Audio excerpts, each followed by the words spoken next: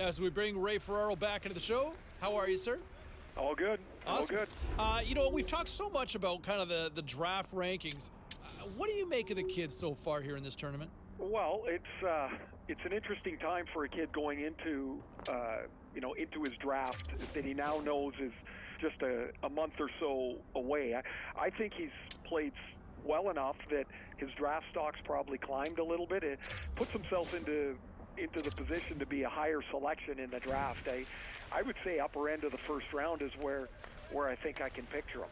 Yeah, no, I certainly like the way he's played. A couple of other players we've been keeping close tabs on. All right, Razor, channel your inner bird dog here. What'd you think of the kid and his performance at the Memorial Cup? Liked it a lot.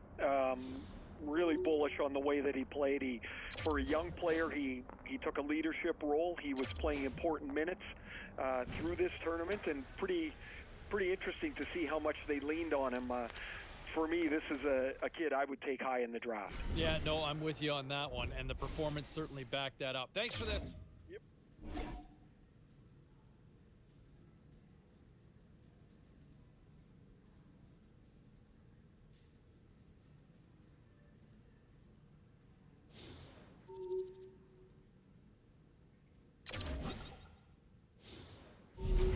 And that's coming up still a little later on in the show. Now back to the NHL Draft Combine, and from what I heard over the weekend, the youngster still making headlines, and he had a long conversation with the San Jose Sharks, and I was told by both parties that there was a really good fit and really good chemistry in the meeting. Now, take that for what it's worth. We'll see how things ultimately play out on draft day, but that could be a good fit potentially with the San Jose Shark in the Bay Area. All right, meantime, you look at some of the other stories.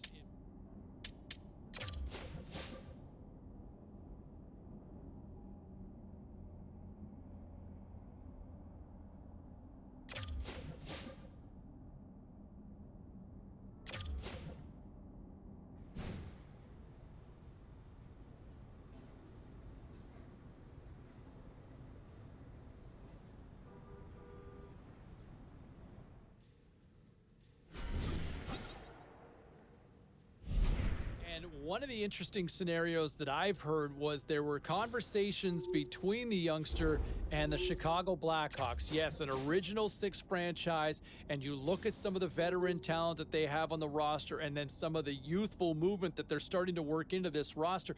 How do I see that fit? That's an intriguing one for me, with the Hawks possibly going after him in this potential scenario. So a lot of moving parts here, but I'm intrigued with Chicago on this one. What say you? How do you feel about these potential moves?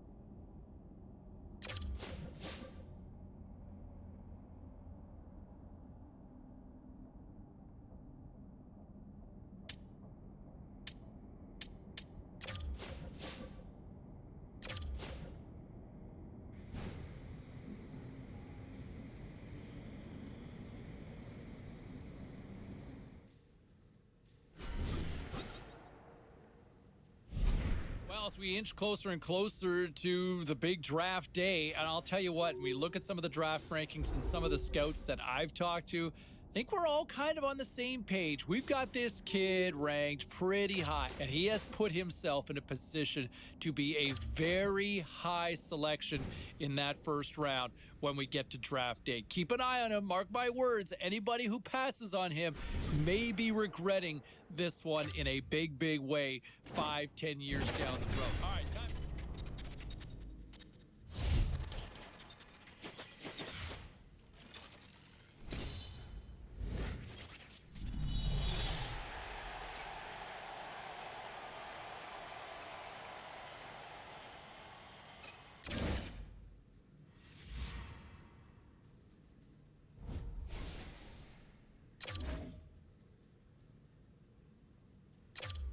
Continuing our conversation with Ray Ferraro here on the show, and man, that's got to be a nice moment for the kid getting drafted and hearing his name called. It's better than that, James. It's the realization, really, of a lifelong dream. I mean, since he's a little kid, he's been dreaming about getting drafted into the NHL.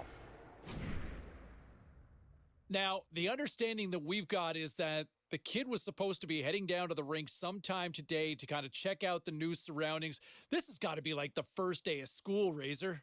Guaranteed he would have gone early to go and take a look at the locker room. You walk in there for the first time, you can't believe your lifelong dreams are about to happen. And when you're looking around, I'm assuming, is he thinking the nameplate might be up there? Oh, you're hoping, but he's going to learn that those trainers don't miss very often. The jersey's ready. Your name has never looked so good as when it's on top of your stall. But what I remember, James, is the excitement, the nervousness, how scared you were. And then you're like, I'm in an NHL room. I can't believe this. It is the very best of feelings that you can have till you step on the ice the first time.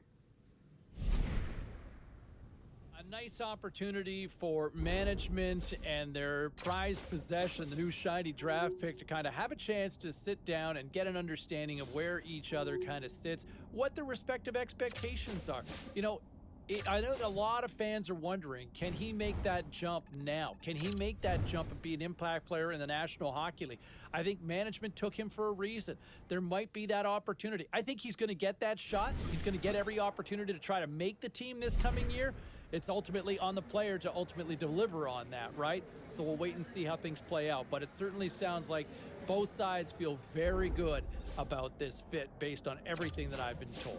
All right, time for a quick break. We're coming back with much more on the other side. So there you have it, a top 10 selection, and certainly a lot of hugs from mom and dad and the family, and with it comes the expectations now too, right? Once this honeymoon period kind of settles down, he's going to go to camp, and he's going to be a marked man. The expectations are high. I think there's going to be a hope amongst the fan base that is looking for that sort of something to get excited about. There's going to be... Well, he's signed, sealed, and delivered. Yes, the entry-level contract, better known technically as the ELC. Yeah, you know me, is signed up, and now it's time to find out if he can live up to the hype. I think fans would love to see him make that jump to the opening night roster. Management would love to see it, and I know the kid has every intention of trying to crack it too. All right, enjoy it. The honeymoon's almost over because it's time to shine, and we'll find out in camp. All right, still to come here on the show, our